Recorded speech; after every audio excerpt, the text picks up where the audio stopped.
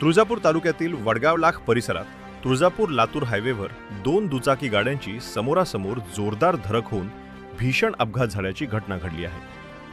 या अपघातात एक जण जागीच ठार झाला तर दुसरा जण गंभीर जखमी झाला असून त्याच्यावर उपचार सुरू असल्याची प्राथमिक माहिती समोर आली आहे। या अपघातामुळे परिसरात काही काळ एकच खळबळ उडाली होती।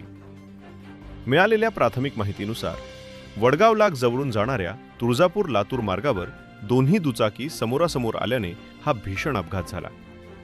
धडक इतकी जोरदार होती की दोन्ही दुचाकींचे मोठ्या प्रमाणात नुकसान झाले।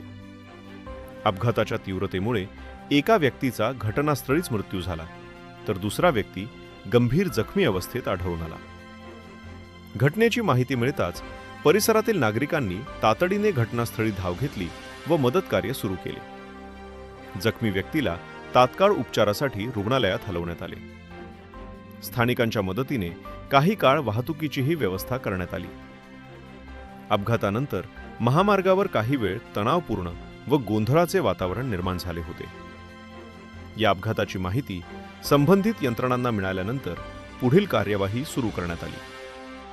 मृत व्यक्तीची ओळख पटवण्याचे तसेच जखमी व्यक्तीच्या प्रकृतीबाबत अधिक माहिती घेण्याचे काम सुरू असल्याचे सांगण्यात येत आहे। अपघाताचे नेमके कारण अद्याप स्पष्ट झाले नसले तरी वेग, निष्काळजीपणा किंवा समोरून येणाऱ्या वाहनाचा चुकीचा अंदाज ही कारणे असू शकतात असा प्राथमिक अंदाज व्यक्त केला जात आहे।